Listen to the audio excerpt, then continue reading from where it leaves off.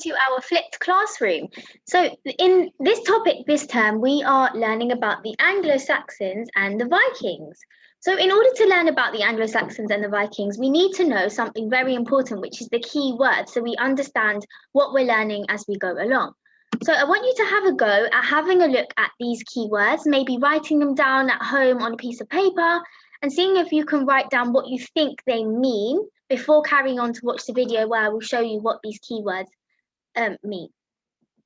So remember, pause the video now, have a go at writing down what the meaning of these words are, and then I will show you what the meaning of the words are. Okay, so the first word we have is Anno Domini and before Christ, which often comes up when we're looking at calendars, and the meaning of this word is the term Anno Domini and before Christ are used to label or number years in the Julian and Gregorian calendars. So here you can see this is a timeline, 5 AD, 4 AD, 3 AD, 2 AD, 1 AD, which is where we have the birth of Jesus, and then we go on from there using that number. So obviously we know that this time frame is many thousands of years ago, which we've spoken about already in class. The next word we have is primary sources. So primary sources are evidence and documents, artifacts or images that provide direct or first-hand evidence of something. So when we're exploring things, we might have primary sources which give us first-hand evidence of these things in order for us to gain more of an understanding. The next word we have is secondary sources, and these are used things such as textbooks, essays, reviews, encyclopedias, articles, and criticisms or commentaries.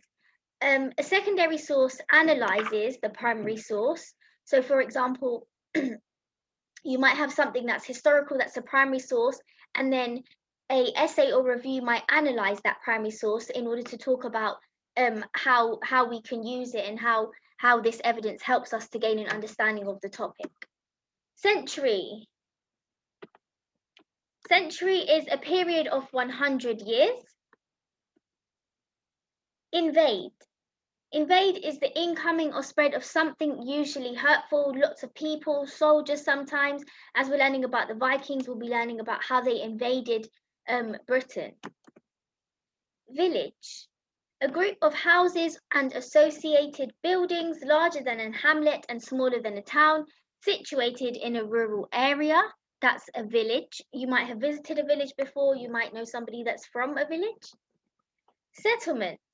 Settlement is a place which has previously been uninhabited, which means that nobody's really lived there before, and it's a place where people establish communities. So they go to a place, they find it because it's not being used, and they might decide to settle there and build their own community in that area. A kingdom is a country, state, or territory ruled by a king or queen. So in England, we are called the United Kingdom, and we do have currently a queen. Religion is a set of beliefs passionately held by a group of people. So some people have religion, some people don't, but religion is a group of people that believe in something. Evidence is a sign which shows something exists or is true. So you can research to find evidence. And evidence can come from primary sources and secondary sources. A tribe is used in many different contexts to refer to a category of human social groups. So a tribe is a group of people.